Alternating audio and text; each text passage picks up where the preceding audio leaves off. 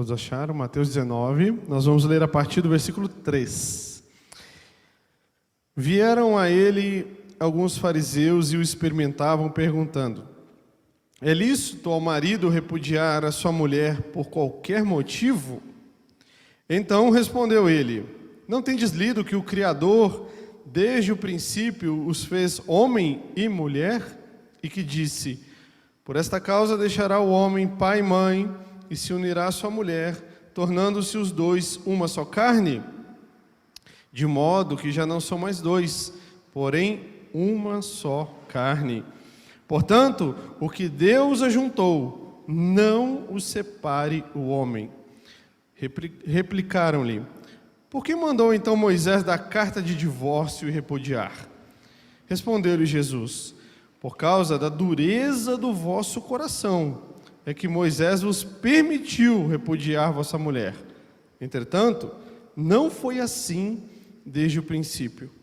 Eu, porém, vos digo: quem repudiar sua mulher, não sendo por causa de relações sexuais ilícitas, e casar com outra, comete adultério. E o que casar com a repudiada, comete adultério. Disseram-lhe os discípulos: se essa é a condição do homem relativamente à sua mulher, não convém casar. Jesus, porém, lhes respondeu: nem todos são aptos para receber este conceito, mas apenas aqueles a quem é dado.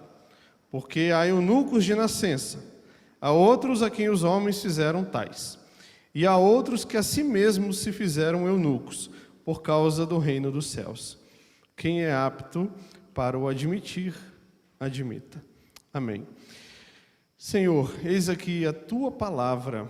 Ela é poderosa, ela é viva, ela nos traz edificação, consolo, conforto, e muitas vezes também ela nos exorta, ela nos fere, para que possamos ser por ela curados. E nesta noite eu peço que o Senhor nos edifique através da exposição dela própria. É o que nós oramos no nome poderoso do Senhor Jesus. Amém. Graças a Deus. Meus queridos irmãos, neste texto nós vemos um diálogo de Jesus com os famosos fariseus, né? Sempre interpelando Jesus, sempre querendo fazer perguntas capciosas, fazendo com que o Senhor Jesus caia nas possíveis armadilhas que eles preparavam para o Senhor. Então, nós observamos aqui mais uma vez que agora, através de uma pergunta bem capciosa, tendenciosa, os fariseus querem, entre aspas, pegar Jesus teologicamente no assunto casamento. O texto começa no versículo 1 dizendo que Jesus deixou a Galileia, foi para o território da Judéia, ou seja, a leste ali do Jordão, a terra onde João Batista estava pregando o arrependimento de pecados.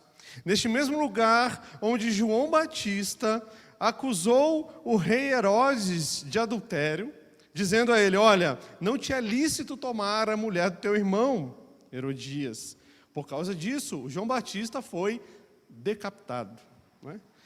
Bom, se fosse nos nossos dias, né, irmãos? Para que ser tão radical assim, João? Não é? Deixa o rei para lá, deixa o rei ter as relações que ele tem com quem ele quiser. Por que você vai se meter na vida do rei? Deixa o rei para lá.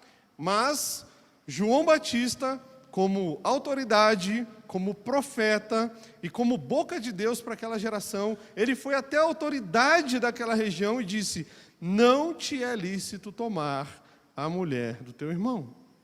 E por causa dessa verdade que ele disse, ele perdeu a cabeça.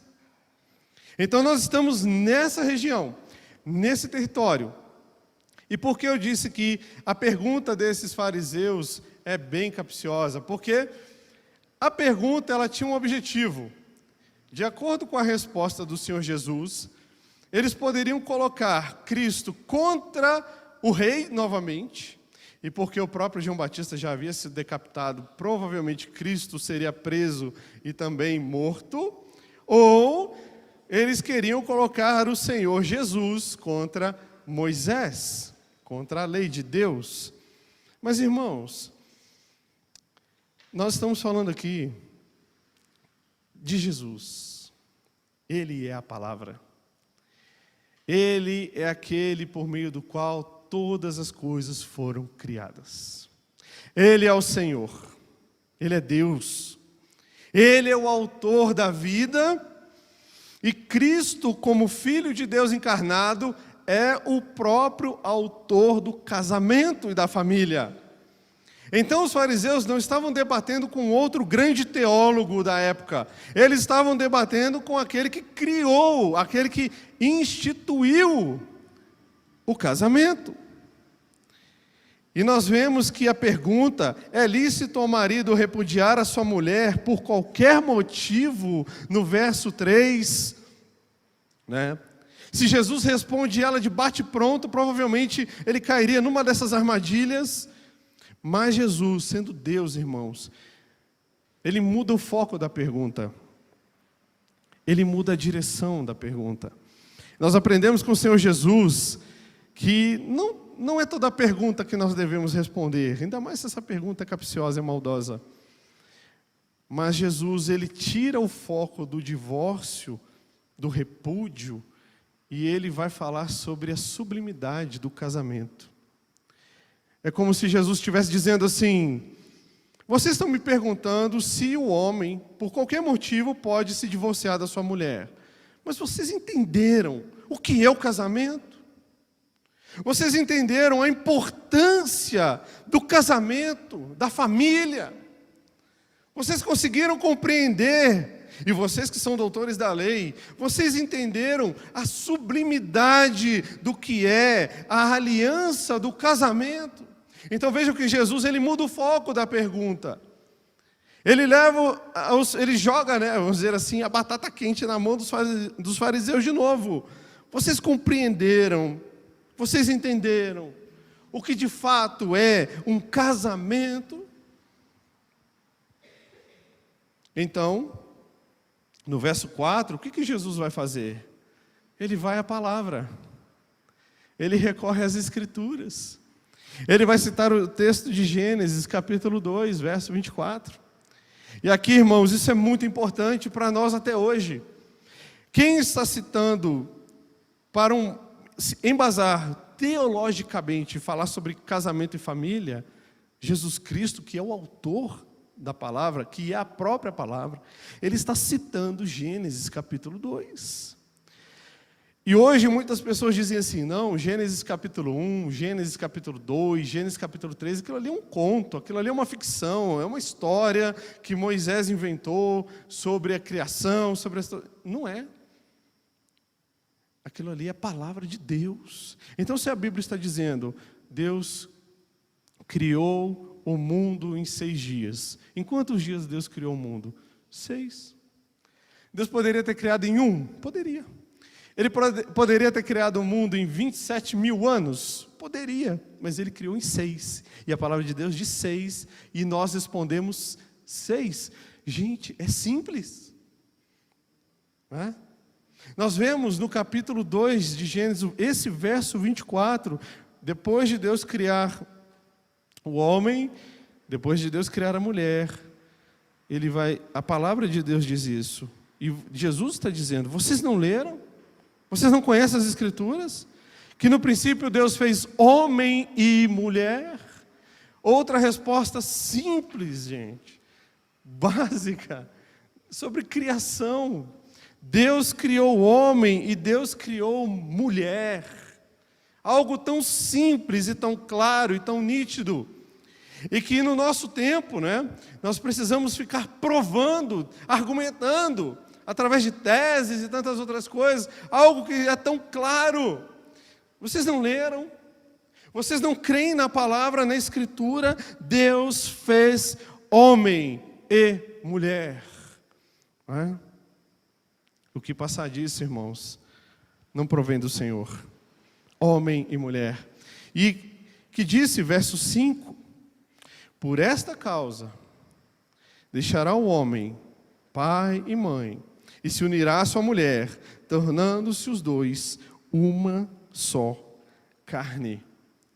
Esse mesmo texto é o texto que o apóstolo Paulo vai citar em Efésios capítulo 5, quando ele está falando também sobre casamento. E o apóstolo Paulo ele vai complementar, dizendo assim: grande é este mistério, mas eu me refiro a Cristo e a igreja. No argumento de Efésios capítulo 5, Paulo está dizendo: maridos, amem suas mulheres como Cristo amou a igreja, se entregou por ela, se dedicou a ela, se esvaziou por ela. Mulheres, sejam submissas a vossos maridos, assim como também a igreja deve ser submissa a Cristo, o Senhor. E no final desse argumento, Paulo vai dizer: olha, grande é este mistério, mas eu me refiro a Cristo e a igreja. O que significa, meus irmãos, que a instituição casamento é uma aliança e é a mais evidente prova do relacionamento que Cristo tem com a sua igreja. Por que o casamento é sempre tão atacado? Por que essa aliança é sempre tão atacada, é sempre tão vilipendiada? Por quê?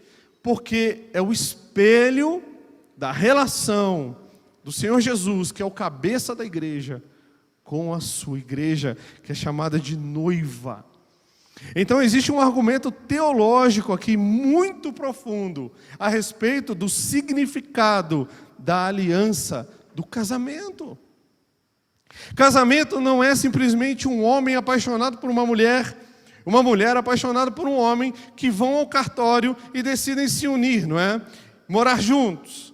E agora vamos ver se vai dar certo. Esse é o pensamento de hoje. Olha, juntem-se, né? Juntem as malas aí, as escovas de dente, e vamos ver o que vai dar. Vamos tentar fazer dar certo. Esse é o argumento hoje. Vamos ver o que vai dar. Afinal de contas, a lei, ela hoje possibilita, não é? Olha, é tranquilo, se não der certo, simplesmente desfaça o casamento. Cada um volta para o seu canto, tenta de novo com outra pessoa. Irmãos, isso definitivamente não é bíblico. Isso não é bíblico. Porque o casamento, ele é uma aliança pactual profunda. O Senhor Jesus aqui primeiro nos mostra, através desse texto, citando e interpretando Gênesis capítulo 2, em primeiro lugar, que é uma união entre o homem e uma mulher. E essa união é tão poderosa e é tão forte que o homem, ele sai da sua casa, ele deixa o seu lar. E agora ele vai construir um novo lar com a sua mulher. Isso não é qualquer coisa. Isso não é aventura de adolescentes, irmãos. Isso é uma instituição divina. Deus cria o casamento. E nós só podemos falar em casamento se há uma união entre um homem e uma mulher. Porque Deus cria isso. E o Senhor Jesus, que é o autor do casamento, e o casamento, irmãos, é a base da estrutura familiar. Não é? Porque hoje também se discute o que é família. Família, qual é a constituição familiar? Será que duas mulheres criando uma criança é uma família? Dois homens criando uma criança ou outras crianças também pode ser chamado família? Nas escolas hoje não há mais dia dos pais ou dia das mães, mas é o dia da família, ou o dia daquele que é o cuidador, porque você não pode ofender. Você não pode ofender mais as famílias. Mas a Bíblia, irmãos, ela é clara. E se for preciso, como João Batista, perder a cabeça por causa disso, que percamos. Mas casamento é homem e mulher unidos, em aliança, em pacto, como uma só carne. É o que Jesus vai dizer no verso 5. Por esta causa deixará o homem pai e mãe, se unirá à sua mulher, tornando-se os dois uma só carne. Essa é a evidência, irmãos, de que o casamento é uma aliança mas não apenas uma aliança humana, mas é uma aliança, inclusive, espiritual. Homem e mulher se tornam um no casamento. E se tornam um como? Através da união sexual. O sexo que é proibido fora do casamento, ele é um mandamento no casamento.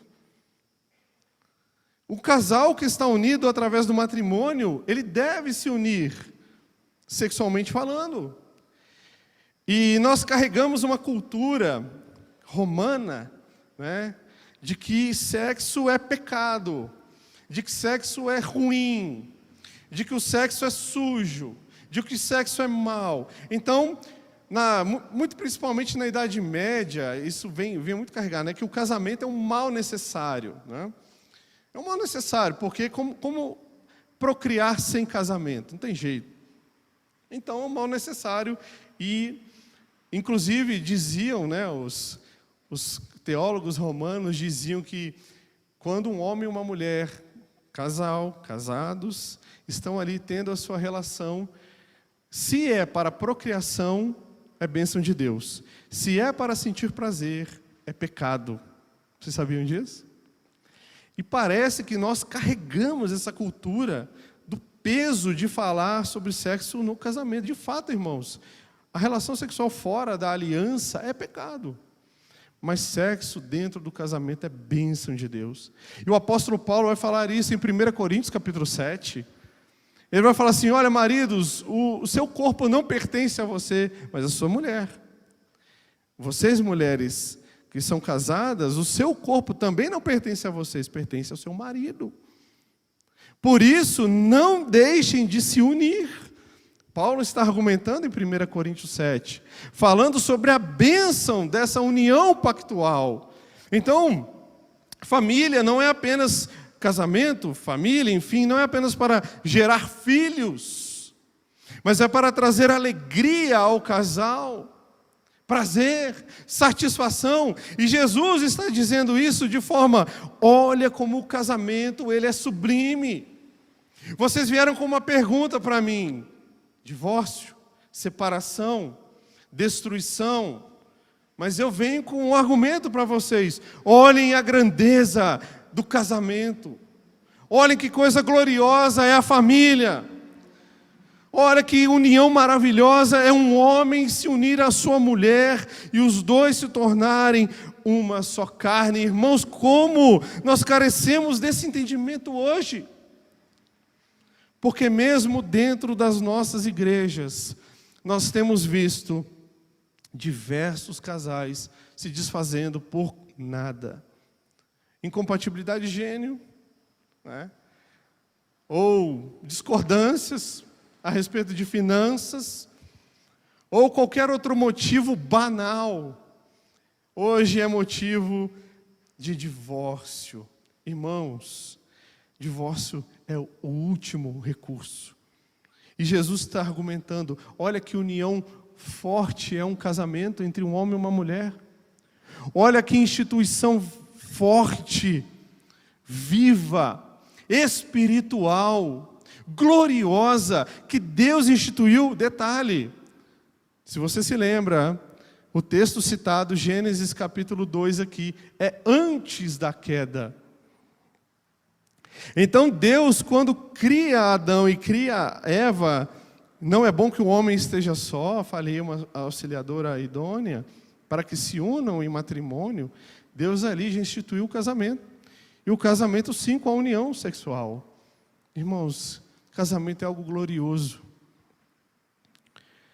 Não existe, irmãos, por mais que venham argumentar, por mais que existam teses e estudos, olha, uma família bem estruturada, uma família que é forte no Senhor, é uma família, vou chamar aqui de completa. Entendam como completa: pai, mãe e filhos. Pai, mãe e filhos. Hoje muitos dizem assim: sem a mãe, a família acabou. A mãe é a estrutura, é a base da família. Outros vão dizer assim: se o pai Se a mãe pode faltar, mas se o pai faltar, acabou a família. E nenhuma verdade, nenhum argumento, perdão, e nem o outro são verdades. A mãe é tão essencial num casamento, numa família, quanto o pai. O pai é tão essencial num casamento, numa família, quanto a mãe.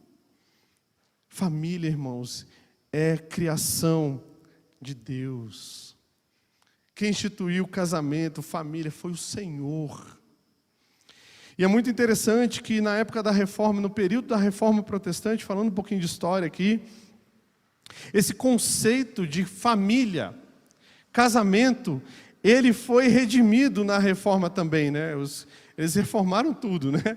Reformaram a adoração, reformaram a teologia e reformaram, inclusive, o conceito de casamento. Aquilo que era ruim, aquilo que era um mal necessário, se torna primordial entre os reformadores e pós-reformadores. Então, muito da ideia que hoje você carrega sem saber sobre casamento e família, vem da Reforma Protestante.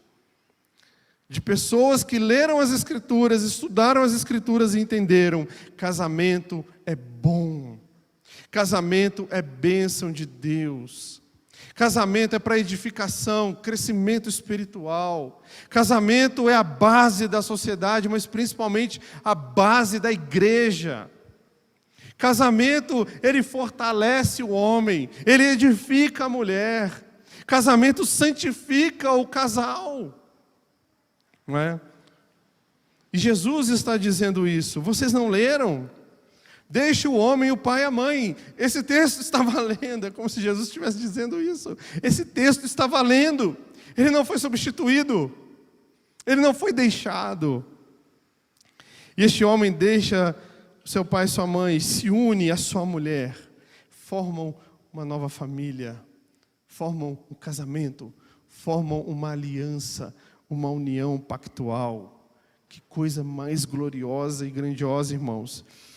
E nós precisamos ouvir isso. Apesar de estar tão nítido na palavra de Deus, exposto de forma tão clara, nós precisamos ouvir isso e ouvir novamente e reafirmar isso, falar para a nossa família, falar para os nossos familiares e nossos amigos. Casamento é importante, casamento é fundamental, casamento é bênção de Deus. É através do casamento que o Senhor derrama suas bênçãos, não apenas dentro da sua própria casa, mas também na igreja. Porque, irmãos, muitas vezes, nossa igreja, eu falo nossa no sentido geral, obviamente, a igreja hoje, muitas vezes está com as suas estruturas tão abaladas e fracas, porque as famílias estão com as suas estruturas abaladas. Uma igreja forte é formada por famílias fortes. Famílias fortes são aquelas que entendem o princípio do pacto, da aliança, do casamento. E Jesus, ele diz no verso 6, de modo que já não são mais dois, porém uma só carne. Olha que interessante isso não está lá em Gênesis, mas Jesus vai dar a interpretação por causa disso. Prestem atenção nisso aqui. Eu sei que essa frase de Jesus é contracultural. E essa frase de Jesus assusta muita gente hoje, mas é o Senhor da palavra quem está falando. É o Deus Criador, é o autor da vida e do casamento. Ele diz: por causa disso, portanto, o que Deus ajuntou, não separe o homem. O que Jesus está dizendo? A união de um homem com uma mulher, em matrimônio, é uma aliança, sim, civil, sim, é uma aliança social, mas é uma aliança espiritual. E essa aliança, esse pacto que é formado aqui, ela é ratificada no céu também, diante de Deus. Irmãos, não podemos brincar com essas coisas.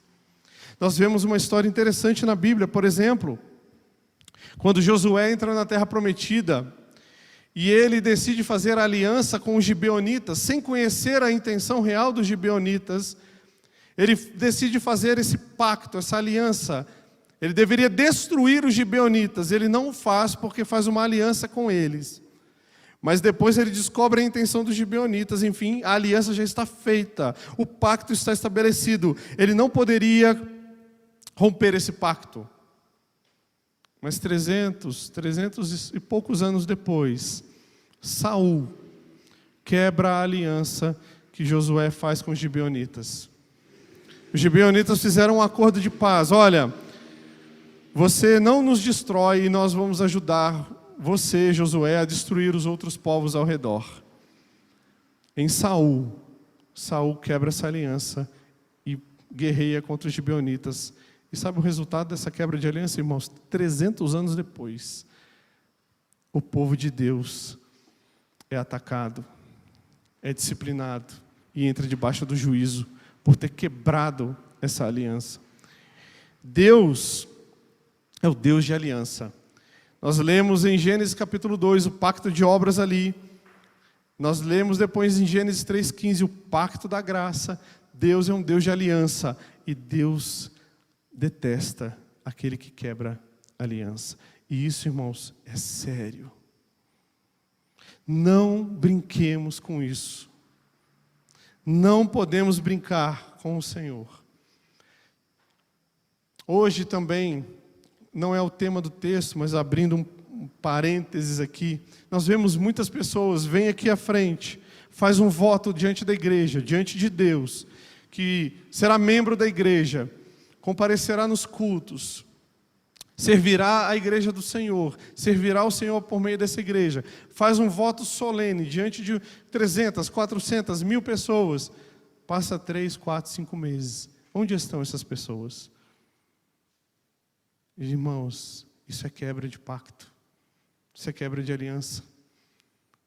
Não tem cartório, né? Não foi assinado, lavrado em cartório, mas foi feito no céu. Cuidado com o Senhor. A Bíblia diz: de Deus não se zomba. E quando se fala em casamento, então, a coisa é séria. E vejam que aqui, Jesus está tratando o assunto com muita seriedade. Ninguém aqui está rindo. Os fariseus não estão rindo de Jesus. Ele contou uma piada sobre casamento. Jesus falou algo engraçado sobre o casal. Vamos rir, vamos nos divertir. Não, Jesus dá uma resposta teológica profunda, a ponto de suscitar outra pergunta. Olha a pergunta, a segunda. Então ele diz: o que Deus juntou, não separe o homem. Replicaram-lhe, ou seja, deram uma contra-argumentada, né? Verso 7. Olha só a pergunta: por que mandou então Moisés dar carta de divórcio? O Senhor está indo contra Moisés? Moisés ordenou, Moisés mandou dar. Isso está lá em Deuteronômio 24. Olha a resposta do Senhor Jesus. Por causa, verso 8, da dureza do vosso coração. E olha o que Jesus vai dizer. É que Moisés permitiu. Olha a pergunta dos fariseus. Moisés não ordenou da carta de divórcio? E Jesus diz: por causa da dureza, do pecado do seu coração, desse seu coração duro e mau, Moisés não ordenou, não. Moisés permitiu o divórcio. O que Jesus está ensinando de novo? É como se Jesus estivesse dizendo: eu acabei de explicar para vocês a importância e a grandeza de um casamento, da relação familiar. E vocês me vêm com outra pergunta. Vocês não entenderam o que eu acabei de dizer? O casamento é sublime. O casamento é glorioso, é grandioso. Mas vocês são maus e pecadores. E por causa dessa dureza do coração de vocês, esse coração que não perdoa, esse coração desse homem que não honra a sua mulher, que não a ama como Cristo amou a igreja, por causa do coração dessa mulher que não se submete em amor ao seu marido, por causa desse coração seu de filho rebelde, é por causa disso que Moisés permitiu o divórcio. Irmãos, divórcio é motivo do nosso pecado. da maldade do nosso coração. Mas naquela época, como hoje, as pessoas recorriam ao divórcio como a primeira alternativa. Vamos separar, não deu certo, o seu gênio é muito difícil, você é muito complicada, você não me entende, não há diálogo nesta casa. Então um acusa o outro, acusa um, acusa o outro, vamos divorciar, vamos separar. E Jesus está dizendo, preste atenção, quem criou o casamento? Deus. Quem criou o divórcio? O pecado do homem. Divórcio não é bom, não é legal. Não existe irmãos, uma família, uma pessoa que tenha passado por um divórcio, que não traga cicatrizes na sua vida. É algo doloroso, difícil. É difícil para o casal, é difícil mais ainda para os filhos, meu Deus. Jesus está explicando. É como se Jesus estivesse dizendo assim, é muito melhor perdoar do que separar. É muito melhor restabelecer o diálogo do que divorciar. É muito melhor entender, ficar calado e esperar do que tomar uma atitude drástica, porque divórcio é pecado, é por causa desse pecado. Entendem como é que Jesus coloca o casamento lá em cima e coloca o divórcio aqui embaixo? Por causa da dureza desse seu coração, Moisés permitiu. Como se o Senhor Jesus estivesse dizendo aqui, né? Olha, porque se Moisés não permite o divórcio, e sendo o casamento uma aliança, Deus ia ter que vir matar todo mundo. Acabou. Então, para tolerar o pecado de vocês, Deus disse, olha, dá carta de divórcio. E é o mesmo argumento de Paulo em 1 Coríntios 7. Lembrem que eu disse a respeito do relacionamento sexual? O corpo do marido pertence à esposa, o corpo da esposa pertence ao marido. Mas Paulo vai dizer que, assim como acontece hoje, assim como acontecia na época, que pode acontecer dentro de uma família, por exemplo, o marido não crente decide abandonar a esposa porque ela agora é cristã, ela está com o Senhor Jesus. Qual é o argumento de Paulo? Se esse marido, ou mulher, né, obviamente, quiser ir embora, deixe-o ir. É o abandono. Vivam em paz. Deixe-o ir. Mas percebam que o argumento é para a parte não crente. E hoje tem crente abandonando o casamento usando a Bíblia como justificativa. Paulo usa esse argumento do abandono para não crente. A parte não crente deixa a aliança. E então você está livre. Mas é a parte não crente que deixa, que abandona. E é o mesmo argumento aqui do Senhor Jesus.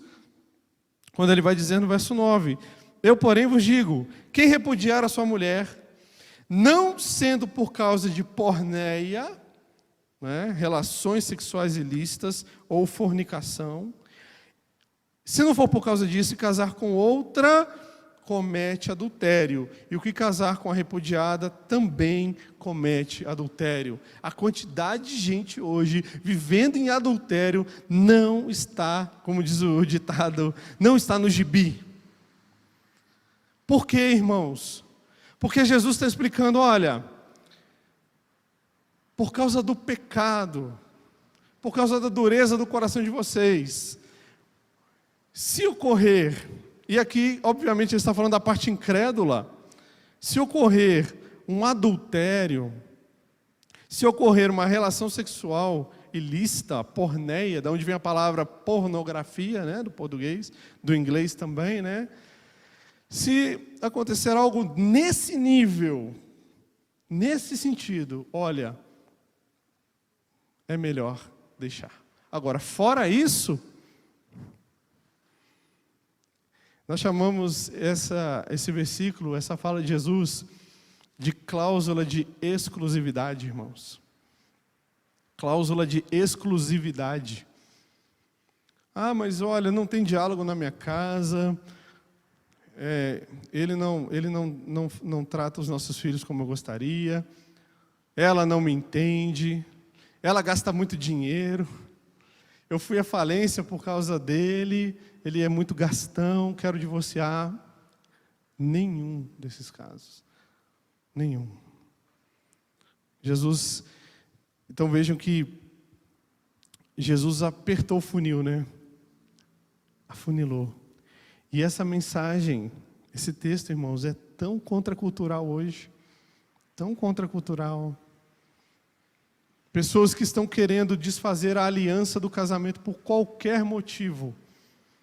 Jesus diz, não pode, a não ser que haja quebra dessa aliança.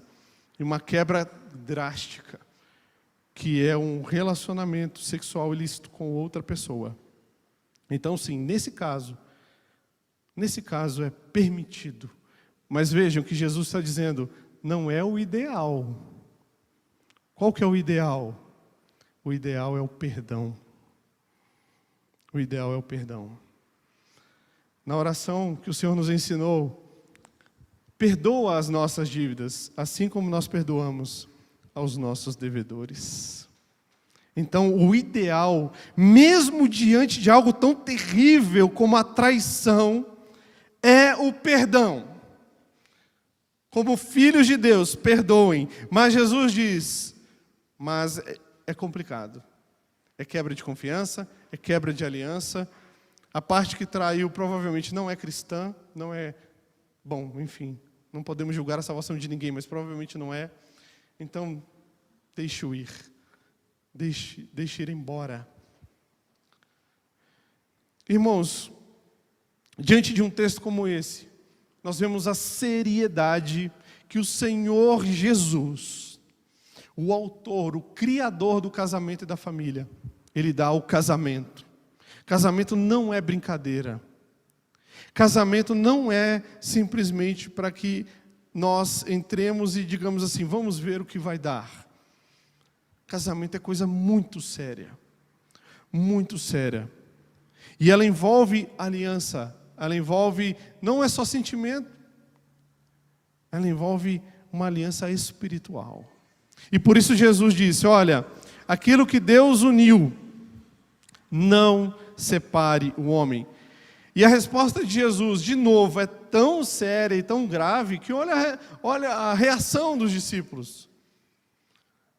Verso 10, que é a terceira parte do texto. Bom, se essa é a condição, é melhor não casar.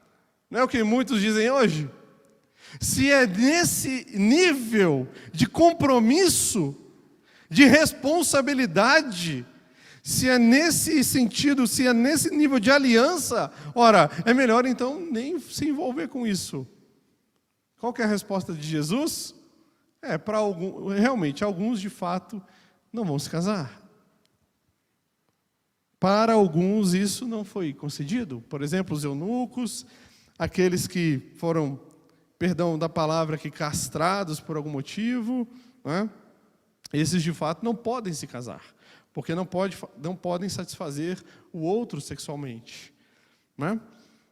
Mas isso pode acontecer dessa forma. O que Jesus está dizendo? Que o padrão normal é case-se. Paulo em 1 Coríntios 7, de novo puxando 1 Coríntios 7, vai dizer, é melhor se casar do que viver abrasado. E o que é viver abrasado? É viver o tempo todo com aquele sentimento inflamado, desejo sexual inflamado em si mesmo. E o próprio Senhor Jesus e Paulo vai dizer, isso não é bom, se case. Mas se case não para a satisfação apenas dos desejos sexuais. Se case para ser feliz. Se satisfaça no casamento. Casamento tem problemas, casamento tem dificuldades. São dois pecadores que se unem em aliança. Irmãos, essa questão de alma gêmea, metade da laranja, isso não condiz com a Escritura. Porque muitas das vezes o defeito que a sua esposa tem, É aquele defeito que você orou antes do casamento e você disse: Senhor, eu quero me casar com determinada pessoa e eu não quero que ela tenha esse defeito. E o seu marido ou a sua esposa tem esse defeito. Sabe por quê? Será que é porque Deus é ruim, Deus é mau? Não! É porque Deus está santificando a sua vida no casamento. Deus está te ensinando a amar o outro de forma incondicional. Por que é que muitos casamentos se desfazem hoje? Porque as pessoas projetam uma outra pessoa, se iludem, fazem uma imagem da outra pessoa que ela não é. Então, o tempo todo exigindo que essa pessoa se torne essa imagem projetada. Mas não é a realidade. São dois pecadores, duas pessoas falhas, duas pessoas que precisam da graça e da bondade e da misericórdia de Deus. Tanto homem quanto mulher. Então, muitas vezes, aquele defeito que você odeia está no seu marido. Por quê? Porque Deus está santificando você através da vida dele. Está te ensinando a amar, está te ensinando a ter paciência, está te ensinando a suportar o erro e a falha do outro. E da mesma forma o marido com a esposa. E isso é ruim? Irmãos, isso é ótimo. Isso é maravilhoso. Isso é grandioso. Vocês querem ver uma coisa? Muitas pessoas, quando são adolescentes e até no período jovem, não casados, pensam que são muito espirituais, pensam que oram muito, que leem e estudam muito a Bíblia, entra no casamento para ver. Entra no casamento. Aí você vai ver. E Deus vai te mostrar o quão carente da graça dele você é. O quão carente da misericórdia de Deus você é. Tenha filhos. Tenha muitos filhos para a glória de Deus. E tenha filhos mesmo. Nós estamos nesse período aí de indefinição. Gente, a Bíblia diz: quando o povo foi escravo para a Babilônia, um lugar que não era sua terra, um lugar hostil, de língua diferente, uma nação diferente, numa cultura diferente. Sabe o que Deus falou com aquele povo? Tenham filhos, formem família. Sabe por quê? Porque amanhã, esses filhos e essas famílias são a que retornarão do cativeiro. Nenhum cativeiro dura para sempre. Então nós vemos hoje muitas pessoas com medo, não vou ter filho, né? A situação financeira está complicada, o mundo não está bom. Mas quando o mundo esteve bom? Quando a situação financeira esteve ideal para se ter filhos? Nunca teve, irmãos. Nunca teve, o mundo nunca foi bom. Então tenham filhos para a glória de Deus, tenham filhos. Formem família, se casem, jovens, se casem. Sabe? E porque é através do casamento, dessa aliança com o Senhor, que nós desfrutamos da verdadeira santidade. Óbvio, há alguns, como o Senhor Jesus disse, olha, não é para todo mundo. Tem alguns aí que vão passar a vida solteirão ou solteirona. Mas não é, o padrão é o casamento. E Jesus está incentivando o casamento, promovendo o casamento. E nós precisamos dessa palavra. Mas o mundo está de ponta cabeça. E daí? E daí, irmãos? O que diz a palavra? O que diz o Senhor da palavra? Cristo. Ele está dizendo: se casem, entrem em aliança, tenham filhos, formem família, cuidem dos seus filhos, ensinem-lhes a palavra de Deus, ensinem nos caminhos do Senhor. Mas o mundo não governa diretamente a nossa vida. É claro que nós sofremos as influências, sim. Nós sofremos as influências do mundo. Nós somos impactados pelas guerras, pela crise econômica que é no mundo, mas é o Senhor quem cuida de nós. É o Senhor quem cuida da nossa casa, e é o Senhor quem preserva a nossa vida e a nossa família. Então, para encerrar, irmãos, gostaria que você lesse um texto comigo, voltando em Malaquias. Malaquias capítulo 2.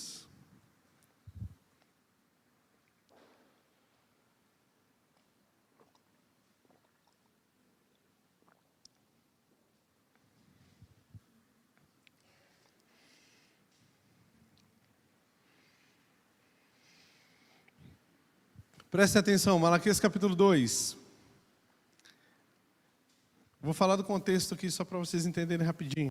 O contexto: Deus está num diálogo com o povo está reclamando que não é abençoado, o povo está reclamando que não é amado, o povo está reclamando que Deus deixou, e Deus está dizendo assim: eu amo vocês, olhem a minha promessa, eu amei a Jacó, odiei a Esaú, vocês são filhos de Jacó, vocês são filhos da aliança, eu amei vocês, eu estou com vocês. Ah, Senhor, mas o Senhor não nos ama, porque estamos passando crise financeira. Não, eu vos amo, olha como eu tenho amado vocês. Então nesse diálogo, olha o que Deus vai dizer no verso 14, perguntais o porquê, porque o Senhor foi testemunha da aliança, presta atenção, o Senhor foi testemunha da aliança entre ti e a mulher da tua mocidade, com a qual tu foste desleal, sendo ela tua companheira e a mulher da tua aliança. Vejam bem, Deus está repreendendo aquele povo, por quê, irmãos?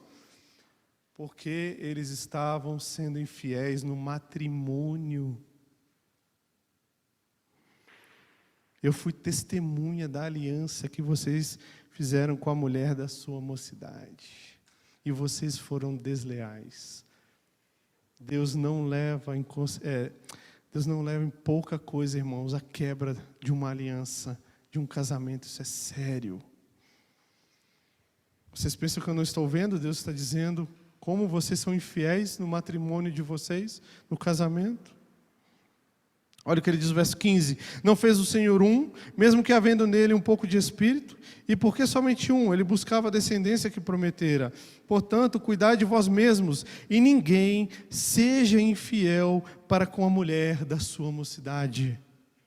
Porque o Senhor, preste atenção nisso aqui, irmãos, prestem muita atenção. O Senhor, Deus de Israel, o Deus da aliança, o Deus do pacto, diz que odeia o repúdio e aquele que cobre de violência as suas vestes. Deus odeia o divórcio. Pesado, não é? Deus odeia o divórcio. E aqui uma aplicação. Muitas vezes você diz assim: já passei por isso, estou vivendo nessa situação, e agora? E agora? Esse Deus que odeia o divórcio é também um Deus misericordioso, cheio de graça e de bondade. É um Deus grande. Ele é um Deus que ama e preserva o casamento, mas Ele preserva também a sua aliança, irmãos. Então há perdão, há misericórdia para aquele que porventura caiu no meio do caminho. Teve a sua família desestruturada, quebrada, mas há perdão e há restauração para você. Sabe por quê? Porque quando eu leio a Escritura, e eu vejo que Deus promete, e Ele diz que odeia o divórcio, Ele chama a sua igreja de noiva, e Ele chama o seu filho de noivo. E o Deus que odeia o divórcio, e é nisso que nós podemos colocar toda a nossa esperança e toda a nossa confiança, irmãos. É um Deus que jamais vai tirar você das mãos do Senhor Jesus. Por quê? Porque Ele é o seu noivo e você é noiva.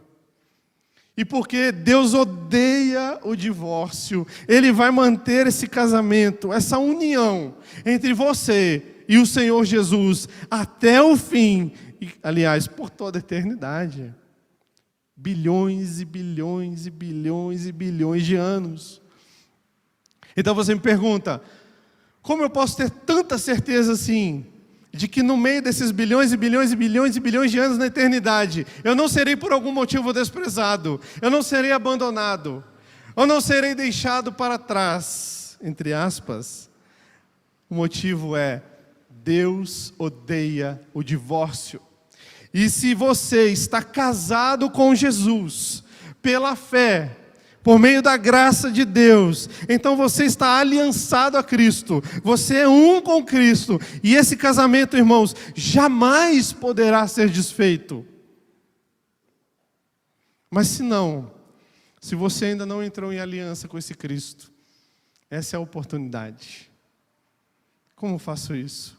Me arrependendo dos meus pecados, implorando o perdão do Senhor, vindo à sua presença, e dizendo: Senhor, é verdade, eu sou pecador, sou falho, é verdade, eu sou incapaz, mas eu descanso na sua bondade, no seu amor e na sua misericórdia. Irmãos, eu encerro aqui. Este Deus que zela tanto pelo casamento e que odeia o divórcio, é o Deus que está mais interessado em renovar a sua casa, o seu lar e a sua família, do que em vê-la destruída. Você já pensou sobre isso? Um Deus que quer preservar o seu lar, um Deus que quer preservar a sua família, por causa da sua aliança. Que coisa gloriosa, né? Vamos orar. Senhor, obrigado, Deus, pela sua palavra. Obrigado, Senhor, porque o Senhor tem cuidado de nós, apesar de nós. Oramos nessa noite que o Senhor preserve, Senhor, famílias e casamentos.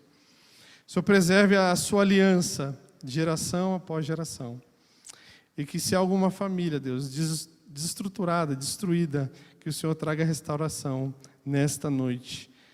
Ó Deus, somos todos pecadores, todos falhos, todos nós erramos e todos nós carecemos da graça bondosa e misericordiosa do Senhor. Por isso nos ajuda e tenha misericórdia de nós. É o que nós oramos, confiando no Senhor, no nome de Jesus, amém e graças a Deus. Amém, irmãos? Deus os abençoe.